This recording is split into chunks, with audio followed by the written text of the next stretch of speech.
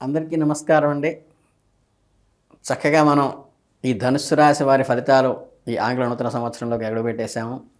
ఈ నూతన సంవత్సరంలోకి అడుగుపెడుతున్న ధనుస్సు రాశి వారి జాతకులకి స్వాగతం, సుస్వాగతం. మీ రాశినాథుడైన బృహస్పతి గురువు ఆశీస్సులతో మీరు సహజంగానే ఆశావాద దృక్పథం మీలో ఉంటుంది. ఉన్నతమైన ఆశయాలు కలవారు మరియు స్వేచ్ఛాయుతమైన స్వభావం కలిగిన వాళ్ళు ఈ ధనుస్సు రాశి వాళ్ళు. అయితే ఈ రాబోయే 2026వ సంవత్సరంలో ఏలినాటి శని గడిచిన తర్వాత మీరు కాస్త ఊపిరి అనుకుంటున్న ఈ తరుణంలో మీ సహనానికి, మీ మానసిక ధైర్యానికి మరియు కుటుంబ సౌభాగ్యానికి ఒక పెద్ద పరీక్ష పెట్టి సంవత్సరంగా నిలవబోతున్న ఈ సంవత్సరం మీ జీవితంలో రెండు పూర్తి భిన్నమైన విరుద్ధమైన ఫలితాలను అందించే రెండు అర్ధభాగాలుగా విడిపోబోతోంది. ఈ సంవత్సరం ప్రథమార్థం మీకు ఎంతో ఆశాజనకంగానూ విజయవంతంగానూ సాగితే ద్వితీయార్థం మాత్రం అత్యంత జాగ్రత్తగా ఓర్పుతో మరియు ఆచితూచి అడుగు వేయవలసిన గ్రహ సంచారం అయితే సూచించక తప్పదు. ఈ ఏడాది మీ రాశికి 4వ ఇంట సుఖస్థానము మాతృస్థానము అయినటువంటి మీనరాశిలోకి శని భగవానుడు ప్రవేశిస్తున్నాడు. ఇది అర్ధాష్టమ శని లేదా కంటక శని యొక్క ప్రారంభం సూచిస్తోంది. ఇది సాధారణంగా మానసిక ప్రశాంతతకు, గృహ సౌభాగ్యానికి భంగం కలిగించేలా సంచారం. దీనికి తోడు ఇదే 4వ ఇంట్లో ఛాయాగ్రహమైన రాహువు కూడా సంచరించటం వలన ఈ ప్రతికూల ప్రభావాలు మరింత తీవ్రంగానూ ఆకస్మికంగా ఉండే అవకాశం ఉన్నది. ఈ రెండు గ్రహాల కలయిక మీ కుటుంబ జీవితంలో ఆస్తుల విషయంలోనూ మరియు మీ తల్లిగారి ఆరోగ్యం విషయంలోనూ కొంచెం ఒత్తిడి మార్పులను తీసుకురాబోతుంది. అర్ధాష్టమ శని మరియు రాహువుల ప్రభావం వలన ఈ 2026వ సంవత్సరం మొత్తం మీలో ఏదో తెలియని ఆందోళన, మానసిక వ్యాపరంగా అంటే మానసిక అశాంతిని, మీరు ఎంతో సుఖవంతమైన పరిస్థితుల్లో ఉన్నప్పటికీ కూడా మీ మనస్సు ప్రశాంతతగా ఉండదు.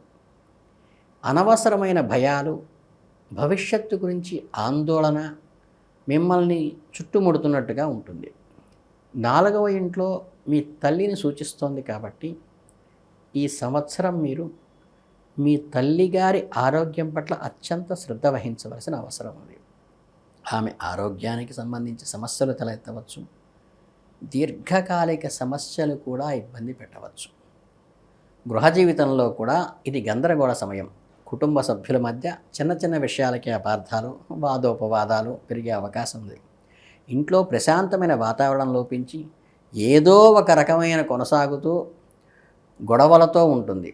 రాహు ప్రభావం వల్ల కొందరికి నివసిస్తున్న ఇంటి నుండి మారవలసిన పరిస్థితి కూడా రావచ్చు, లేదా విదేశాల్లో దూర ప్రాంతాలకు వెళ్ళాలనే బలమైన కోరిక కూడా కలగవచ్చు.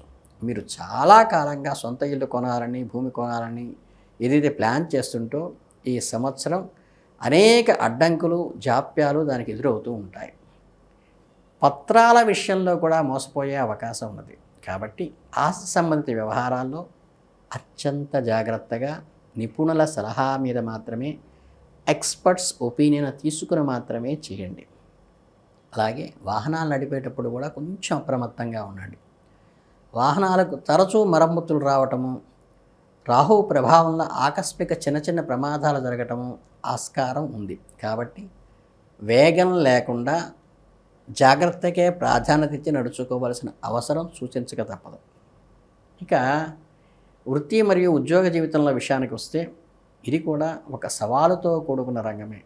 మీ రాశిలో దశమ స్థానం అంటే కర్మస్థానంలో కన్యా రాశిలో ఛాయాగ్రహాలైన కేతువు సంచరించడం వల్ల మీ కెరీర్కు ఏమాత్రం అనుకూలంగా అనిపించదు. కేతువు విరక్తికారకుడు, అంటే పెసిమిస్టిక్గా ఉంటాడు. వేరు గ్రహం. దీని ప్రభావం వల్ల మీరు చేస్తున్న ఉద్యోగం పట్ల మీకు తీవ్రమైన అసంతృప్తి, అనాసక్తత, నేను ఎందుకు ఈ పని చేస్తున్నాను, ఇది నా స్థాయికి తగని పనేమో అనే భావనలు కూడా మీలో మెదులుతాయి. మీరు ఎంతో కష్టపడి పనిచేసినా దానికి తగిన ఫలితం, గుర్తింపు లభించడం లేదనే ఆవేదన కొద్దిగా కలుగుతుంది. మీ పై అధికారులతో, సహోద్యోగులతో సంబంధాలు దెబ్బతినే అవకాశం కూడా ఉన్నది. మీ ఆలోచనలను వారు అర్థం చేసుకోలేకపోవటం వల్ల కానీ, మీపై అనవసరమైనటువంటి నిందలు వేయటం కానీ కొంచెం జరిగే సూచన ఉంది, జాగ్రత్తగా ఉండాలి. కేతువు ప్రభావం వల్ల కొందరికి ఆకస్మికంగా ఉద్యోగంలో మార్పులు రావటం, ఉన్న ఉద్యోగాలను వదిలేయాలనే బలమైన కోరిక కలగటం కూడా జరగచ్చు. ఉద్యోగం మారే ఉద్దేశం మాత్రం పెట్టుకోబాకండి. ఉద్యోగం కోల్పోకుండా ప్రమాదం నుంచి బయటపడండి. వ్యాపారస్తులకు కూడా ఇది గందరగోళ సమయమే. వ్యాపారం మందకొడిగా సాగటం, భాగస్వాములతో విభేదాలు రావడం జరగవచ్చు. ఈ సమయంలో మీరు తీసుకోవలసిన ఏకైక జాగ్రత్త ఏంటంటే ఓర్పుతో ఉండండి, ఆవేశపడబాకండి, అసంతృప్తితో ఉన్న ఉద్యోగాన్ని వదిలేసే ప్రయత్నాలు ఎట్టి పరిస్థితుల్లో చేయగాకండి. ఉన్నదాన్ని కాపాడుకోవడానికే ప్రాధాన్యత ఇవ్వాలి. ఇన్ని ప్రతికూలతల మధ్య 2026 సంవత్సరం ప్రథమార్థంలో మీకు ఒక అద్భుతమైన వెలుగు చూపే ఆశాకిరణాన్ని అందిస్తోంది. సంవత్సర ప్రారంభం నుండి సుమారు మే లేదా జూన్ నెల వరకు మీ రాశినాథుడైన బృహస్పతి గురువు మీ రాశి సప్తమ స్థానమైన కళత్రస్థానం మిథున రాశిలో సంచరిస్తాడు. ఇది అత్యంత శుభప్రదమైన సంచారం. ఈ సమయంలో అర్ధాష్టమ శని, దశమ కేతువుల ప్రతికూల ప్రభావాల వరకు అదుపులో ఉంటాయి. సప్తమ స్థానంలో గురువు ఉండటం వల్ల అవివాహితులకు ఇది చాలా కాలం పెళ్లి కోసం ఎదురు చూస్తున్న వారికి ఈ మొదటి 5 నెలల్లో అద్భుతమైన సంబంధం కుదిరి వివాహం వైభవంగా జరిగే అవకాశం 100కి 100 ఉంటుంది. ప్రేమ వ్యవహారాలకు కూడా ఇది అనుకూల సమయం. ప్రేమలో ఉన్నవారు తమ బంధాన్ని కుటుంబ సభ్యులకు తెలిపి వారి అంగీకారం పొందగలుగుతారు. వివాహితులైన దంపతుల మధ్య అన్యోన్యత పెరుగుతుంది. జీవిత భాగస్వామి నుండి సంపూర్ణ మద్దతు లభిస్తుంది.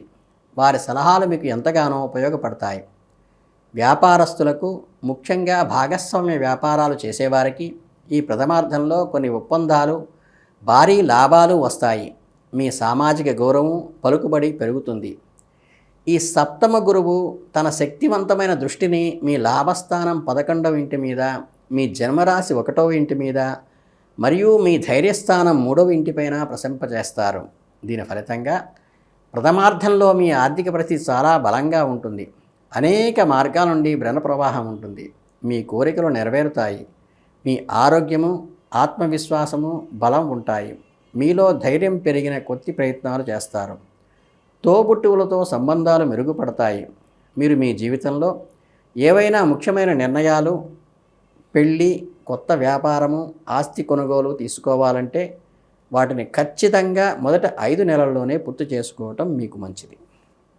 ఎందుకంటే ఈ 2026 సంవత్సరం మధ్య భాగంలో సుమారుగా మే నుంచి జూన్ నెలలో గ్రహగమనంలో పెను మార్పులు సంభవిస్తాయి. అప్పటి వరకు మీకు అండగా ఉన్న మీ రాశినాథుడు బృహస్పతి సప్తమ స్థానం నుండి మీ రాశికి 8వ ఇంట అష్టమ స్థానం కర్కాటక రాశిలోకి ప్రవేశిస్తారు. ఇది అష్టమ గురువు సంచారం. బృహస్పతి ఇక్కడ ఉచ్చస్థితి పొందినప్పటికీ అష్టమ స్థానంలో ఉండటం అనేది అత్యంత ప్రతికూలమైన ఫలితాలను ఇస్తుంది. ఈ క్షణం నుంచి, అంటే ఆ క్షణం నుంచి మీ జీవితంలో అసలైన పరీక్షా సమయం ప్రారంభమవుతుంది. అప్పటి వరకు అదుపులో ఉన్న అర్ధాష్టమ శని, రాహువు, దశమకేతువుల ప్రభావాలు ఇప్పుడు ఒక్కసారిగా విజృంభించడం మొదలవుతాయి. ప్రథమార్థంలో వచ్చిన అదృష్టము, రక్షణ కవచం ఇప్పుడు తొలగిపోతాయి. అష్టమ గురువు ప్రభావం వల్ల మీరు చేసే ప్రతిలోనూ ఊహించని అడ్డంకులు, జాప్యాలు మరియు వైఫల్యాలు ఎదురవుతాయా అన్నట్లుంటుంది. మీ ఆరోగ్యం తీవ్రంగా దెబ్బతినే అవకాశం కూడా ఉంది. కాలేయము, జీర్ణ వ్యవస్థ, బరువు పెరగటం వంటి దీర్ఘకాలిక సమస్యలతో బాధపడవలసిన రావచ్చు. ఆకస్మికంగా ఆసుపత్రుల ఖర్చు విపరీతంగా పెరిగిపోతాయి. ఆర్థికంగా ఇది అత్యంత గడ్డుకాలంగా ఉంటుంది. కాబట్టి ఫైనాన్షియల్ ప్లానింగ్ చేసుకుని అనవసరమైన ఖర్చులన్నీ తగ్గించుకొని ఊరికే అనవసరమైన పెట్టుబడులు పెట్టి చేతులు కాల్చుకోకుండా ఆచితూచి అడుగు వేయండి. ఈ ద్వితీయార్థంలో ఎవరికి డబ్బు అప్పు ఇవ్వబాకండి. హామీలుగా, షూరిటీలుగా ఉండబాకండి. మీ విలువైన వస్తువులను జాగ్రత్తగా కాపాడుకోండి. వృత్తి జీవితంలో మీపై అపవాదులు నిందపడే అవకాశం ఉంది. కాబట్టి మీరు చేయని తప్పు కూడా బాధ్యత వహించాల్సిన పరిస్థితులు తీసుకొస్తారు. కాబట్టి పక్కవాళ్ళు ఈ సమయంలో మీ చుట్టుపక్కల ఏం జరుగుతుందో గమనింపుతూ ఉండండి. ఖచ్చితంగా వాటి నుంచి బయటపడతారు. ఇక విద్యార్థులకి ఈ అర్ధాష్టమ శని ప్రాథమిక విద్యలోను మరియు దశమకేతు ఉన్నత విద్యలోను రెండూ ఏకాగ్రతకు భంగం కలిగించేవిగా, దీనికి తోడు ద్వితీయార్థంలో అష్టమ గురువు ప్రభావం వల్ల చదువులో మనసు డైవర్ట్ అవ్వటము, సోషల్ మీడియా మీదకి వెళ్ళిపోవటము, ఫ్రెండ్ సర్కిల్లోకి వెళ్ళటము, ఈ కూర్చుని చదువుకుందాం అనేసరికి ఏదో ఒక ఆటంకం వచ్చి పక్కకు పోవటం లాంటివి ఇబ్బంది పెడుతూ ఉంటాయి. కాబట్టి మీ అంతటా మీరు పట్టుదలగా, పదింతల పట్టుదలతో, క్రమశిక్షణతో చదువుకోండి. ఈ రాశి విద్యార్థులు ఎవరైనా ఉంటే వాళ్ళ తల్లిదండ్రులు జాగ్రత్తగా గమనిస్తూ వీళ్ళకి మోరల్ సపోర్ట్ ఇచ్చి ఈ అనవసరమైన యావిగేషన్స్ని, ఆ ఫ్రెండ్స్ని అవాయిడ్ చేయటం మంచిది. ధనుస్సు రాశి వారికి ఒక అగ్ని పరీక్షలాగా అనిపిస్తున్నప్పటికీ సంవత్సరం మొదట 5 నెలల్లో మీకు లభించిన ఒక వరం. ఈ కాలాన్ని మీకు ఎంతగానో సద్వినియోగం చేసుకుంటే రాబోయే గడ్డు కాలాన్ని అత్యంత ధైర్యంగా ఎదుర్కోగలుగుతారు. ద్వితీయార్థం మొత్తం మీ చేయవలసిందల్లా ఓర్పు, సహనము మరియు ఆధ్యాత్మిక చింతన. ఎలాంటి కొత్త సాహసాలకు, పెట్టుబడులకు, వాదనలకు వెళ్లకుండా ఉన్నదానిని కాపాడుకుంటూ ఆరోగ్యంపై శ్రద్ధ పెడుతూ దైవారాధనలో గడపడం ఉత్తమం. కఠినమైన గ్రహ ప్రభావాలను తట్టుకోవడానికి మీరు కొన్ని పరిహారాలను పాటించడం తప్పనిసరి.